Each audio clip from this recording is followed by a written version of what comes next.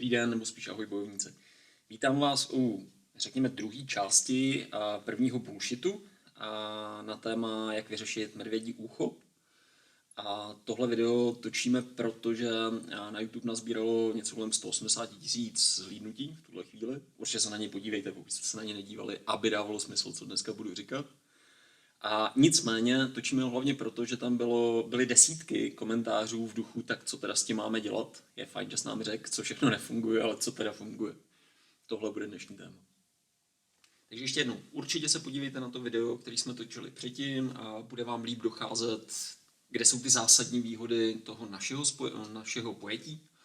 A nicméně opravdu blesková rekapitulace. Bavíme se teda o medvědím úchopu, což je nějaká varianta, kde mě drapne ze zadu, typicky přes ruce.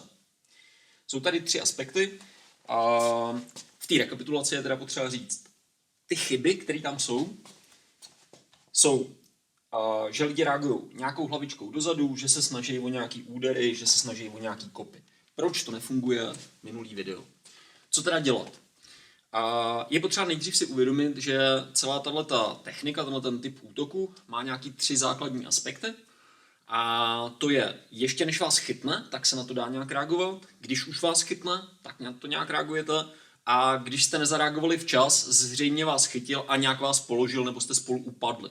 Což je 3. možnost, kdy ještě můžete furt zareagovat, ale už jsou tam minusové body, protože někdo přiběhne a začne do vás kopat, protože při tom pádu se to z držení změní v nějaký škrcení a jiný podobný problémy. Takže v první řadě jsme v úchytu, ještě než mě chytil, úplně než mě chytil, tak vy byste v podstatě v rovině nevím o něm, najednou mě chce drapnout, měli zareagovat tím, že se vůbec chytit nenecháte. Znamená to, že potřebujete vytrčit ty ruce a získat co nejvíc prostoru. Je to výhoda. Jestli už vás chytil, tak už budete muset zápasit, zatímco tady já si reaguju a jsem schopný reagovat vlastně hned dřív, než k tomu sevření došlo. Znamená to jako bleskový reflexy, spíš to nestihnete, spíš jste zaspali. Hrozně bude záležet na kontextu situace. Je rozdíl, jestli si tady hraju s mobilem, což je teda jako divný, proč mě chytá takhle, ale dobře. Chce mě chytit tím mobilem a jsem tam sám a úplně zaspím. Kontra, přede mnou je jiný agresor, já se s ním bavím, snažím se s ním komunikovat a najednou mě drbne jeho kámoš, aby ten mě mohl začít mlátit. Vys taková ta klasická filmová scénka, jeden mě drží a druhý mě řeže.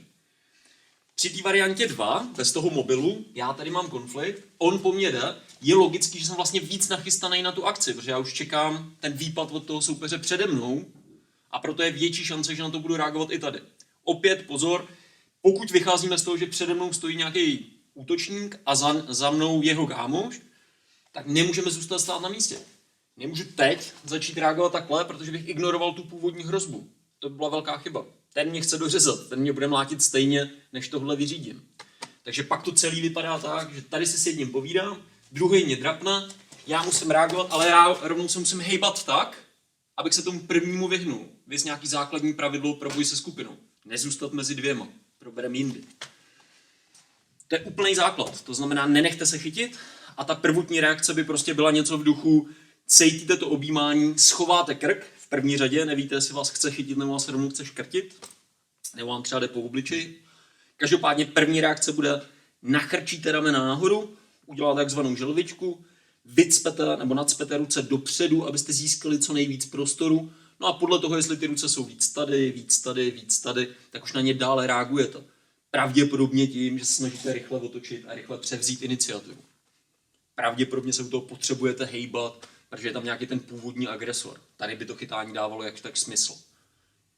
Okay? Pro internetový válečníky, protiargument, proč jsem se vůbec nechal chytit. A je to v logice věci. První se do mě začal srát a hned, jak se do mě začal srát a já jsem si udělal krok dozadu, tak hned mě chytil druhej.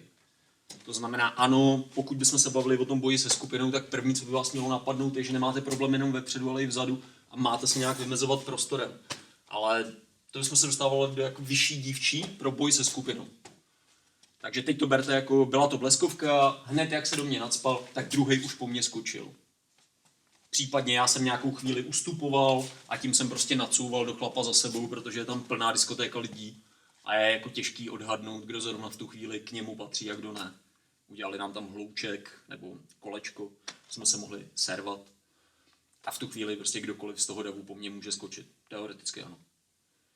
OK, teď teda ten moment číslo 2. A nezareagovali jste včas, což je víc než pravděpodobný. Museli byste mít fakt natrénovaný reflexy perfektně. A na druhou stranu hodně situací to vyřeší na úrovni škrcení a tak dále, že prostě zareagujete dřív, než vás doopravdy chytí. Z našeho pohledu je prostě blbost, když tradiční systémy trénují jenom tenhle ten prostředek.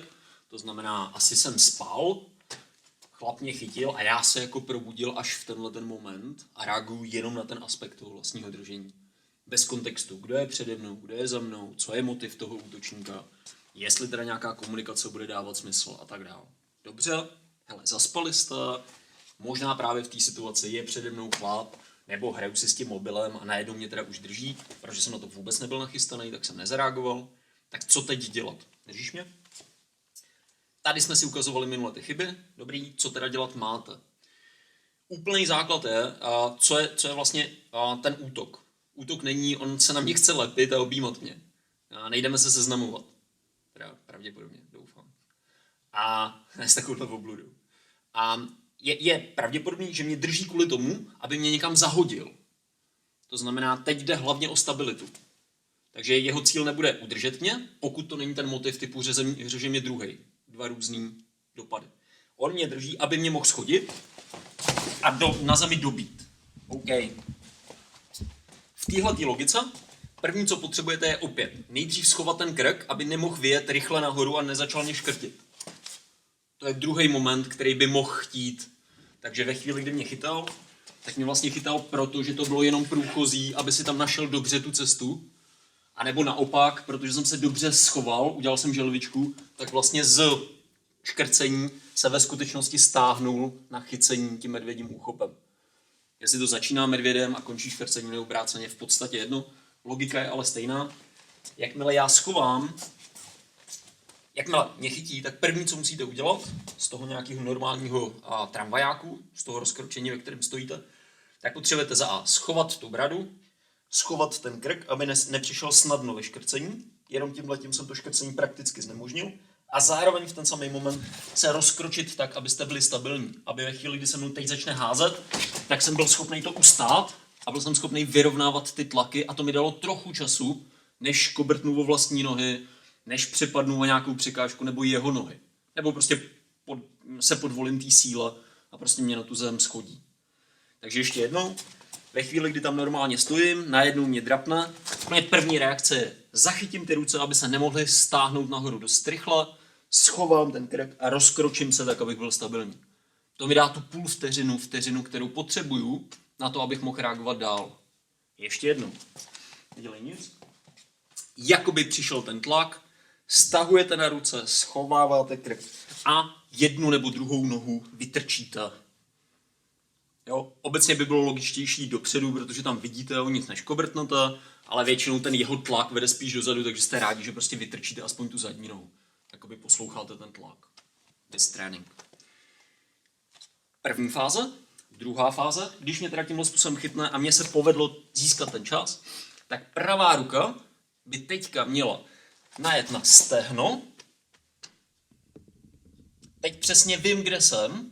Po stehně vjedu na kochones, na pytlík a začnu drtit ty ořechy.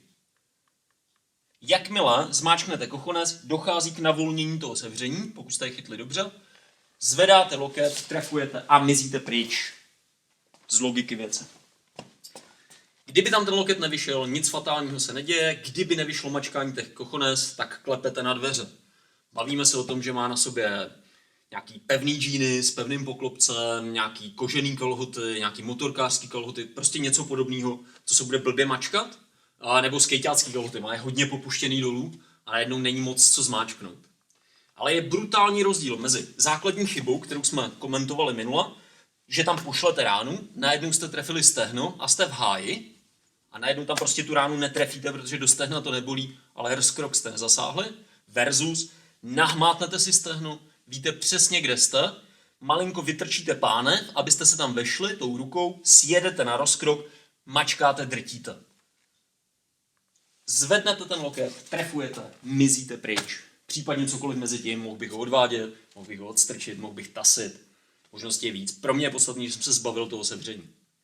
Pořád berte v potaz, že tam je druhej a nebude úplně dlouho čekat. Takže dost možná i tady.